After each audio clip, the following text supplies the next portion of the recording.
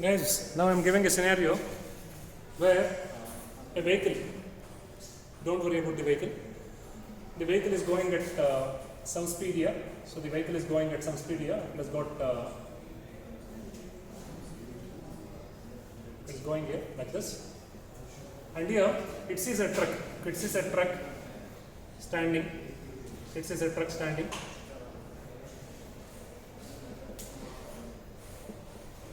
and from here to here the distance is actually 20 meters.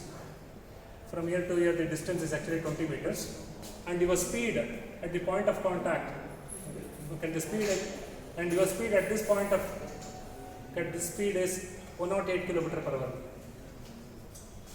108 km per hour. I will give you one value with which you can actually decide with the best braking can you actually survive an accident or not. Basically survive means not actually dying. I am saying without hitting this. So I am saying that the tire here has got a coefficient of friction of around 0.7. Just this is sufficient.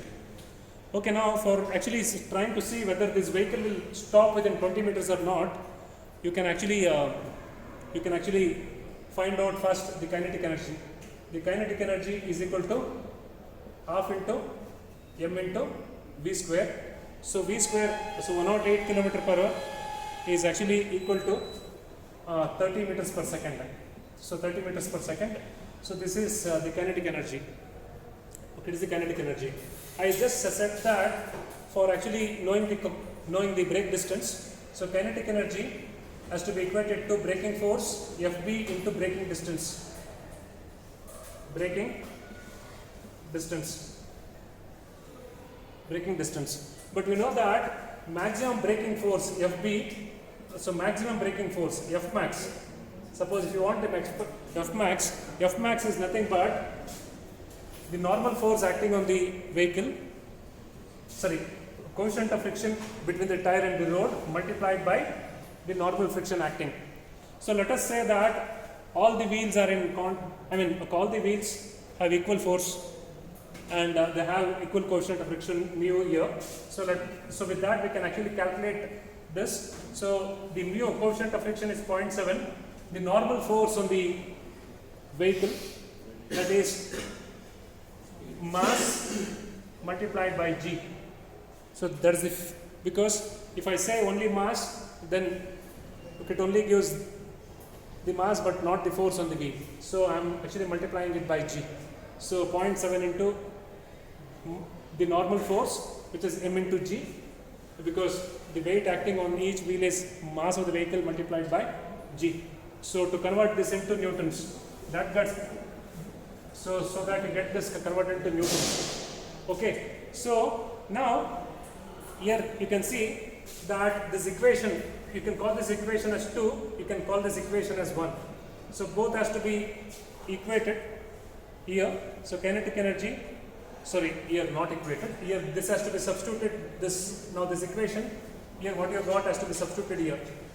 So I have this equation which is here, half into mass multiplied by 30 square, which is 900 meter square per second square, is equal to mu, which is actually 0.7, multiplied by the mass of the vehicle m, multiplied by 9.81 meter per second square. Here you can see here there is actually meter square per second square. Here this is meter per second square. If you want this, you can cancel this. So only meter is left. Here you can cancel out this m and m. Okay. And finally, what you can actually find out, here this is kg meter per second square. Okay, this is again mass, which is kg, which is cancelled out. So don't worry about the units here.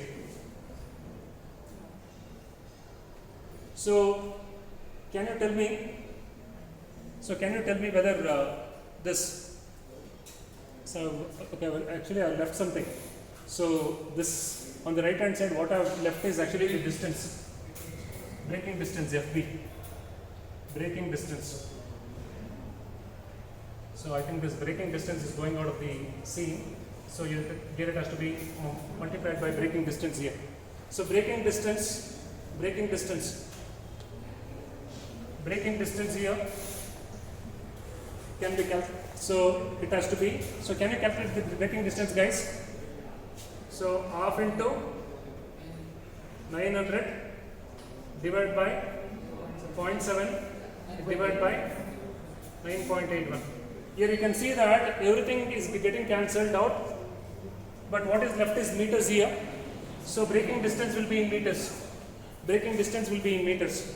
So finally you are getting braking distance in meters. ಎಷ್ಟು ಬರುತ್ತೆ?